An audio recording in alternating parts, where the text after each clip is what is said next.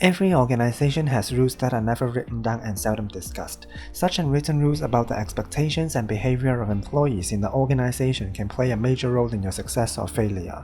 Because unwritten rules aren't explicit, you have to piece them together by observation, insightful questioning, or simply through trial and error.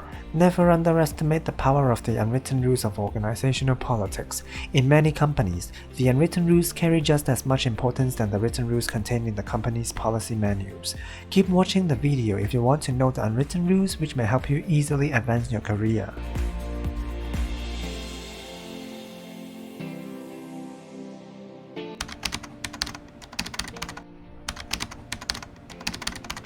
If your boss looks good, your department looks good, and that reflects well on you.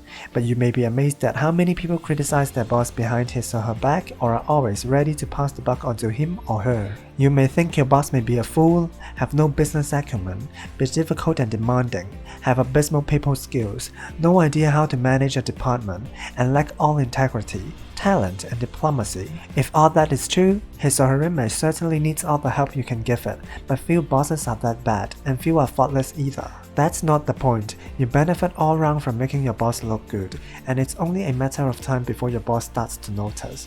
Of course, this makes sense when your boss is present, but if you stick up for him, give him credit, and draw attention to his strengths even when he's not there, it will do you even more good. Other senior managers will be impressed, and word will get back to the boss about how you told everyone it was your boss' thoroughness that kept the project stand on budget, or his encouragement that gave the team the confidence to give such a good presentation. This is the kind of loyalty that other managers will admire and will help consolidate the rest of your department into a strong team, which will also be noticed and will rub off on everyone, yourself included. However, I'm not suggesting here that you lie about the boss if he makes a complete mess of things. Be fair and impersonal about them. You can still voice it in a matter-of-fact, practical way rather than a bitchy, critical way.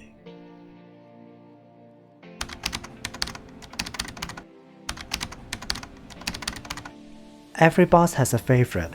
It is human nature. It goes on because we and they are all human. And even parents have favorites, although they would never admit it. If favoritism is going on, make sure you're your boss' favorite. If you have got a boss who is going to have favorites, you can buck the system or try being the favorite. If you do become a favorite, don't for heaven's sake flaunt it among your colleagues. Be self-effacing and deny it. Be humble and don't acknowledge it.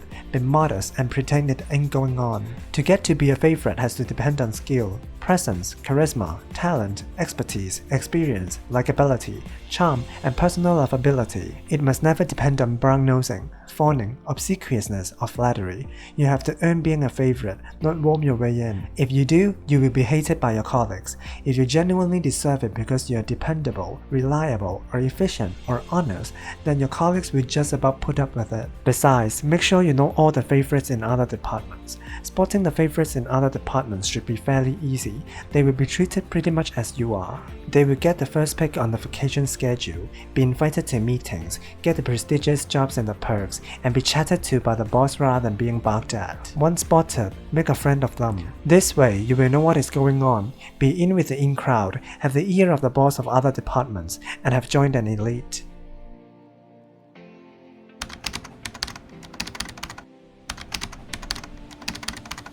The more individuals you have as friends in an organization, the better off you are. If you haven't already done so, start cultivating friends in your immediate work group and then extend your efforts to making contacts and developing friendships in other parts of the organization.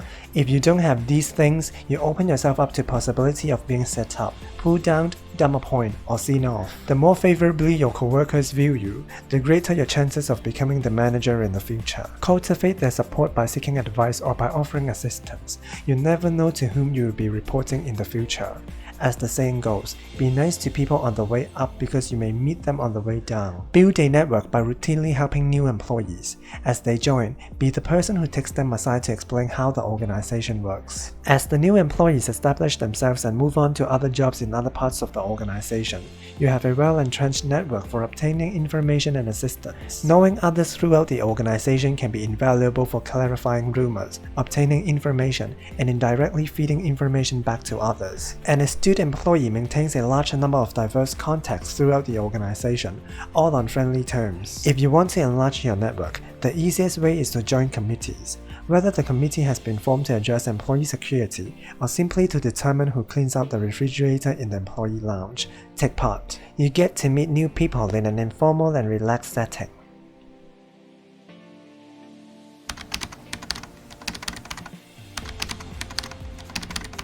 An unwritten rule of office politics is getting what you want is easier when you give others what they want. Win the assistance of others by showing them what they stand to gain by helping you. When a benefit isn't readily apparent, create or allude to one that may occur if they offer to help. Such benefits can include information. Don't forget, information is power. You may find that many of your co-workers crave the latest and greatest information in an organization. Perhaps you can be the one to give it to them. It can also be a recommendation. For example, your willingness to recommend a co-worker for promotion to a higher position or recognition for extraordinary performance is a valuable commodity. The right words to the right people can make all the difference to someone's success in an organization. However, these ideas are not suggesting that you do anything unethical or illegal. When you provide these kinds of benefits to others in your organization, make sure that you are within your company's rules and policies. Don't violate your set of ethics or company policy to get ahead, and as a side benefit, you may find satisfaction in giving.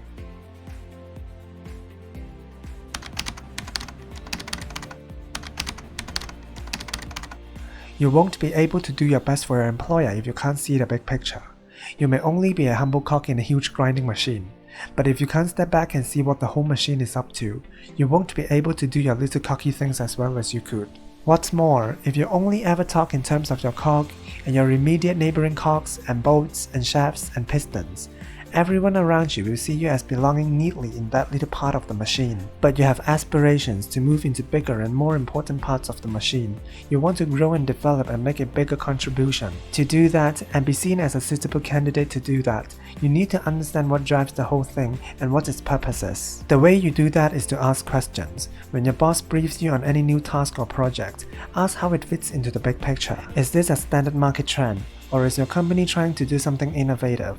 Is this to benefit customers or to help the internal structure? And so on. I'm not talking about plaguing your boss with questions about what color paperclip you should use for the pink triplicate sheets and whether it's okay to push your vacation request in via email. I'm talking about taking an interest in the whole organization and not just your corner of it, and letting your boss see that you have your eye on the big picture. One of the reasons for this is, of course, that your boss will start to see you as someone who is capable of working at a higher level with a bigger overview, and someone who has loyalty and concern for the whole company.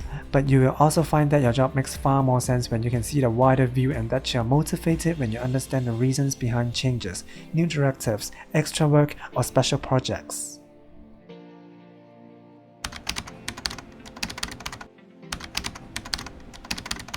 Having a mentor is almost essential for ensuring any long-term success within an organization. A mentor is an individual, usually higher up in the organization, who provides advice and helps to guide your progress. Mentors are necessary because they can offer you important career advice, as well as become your advocate in higher levels of the organization, the levels that you don't have direct access to.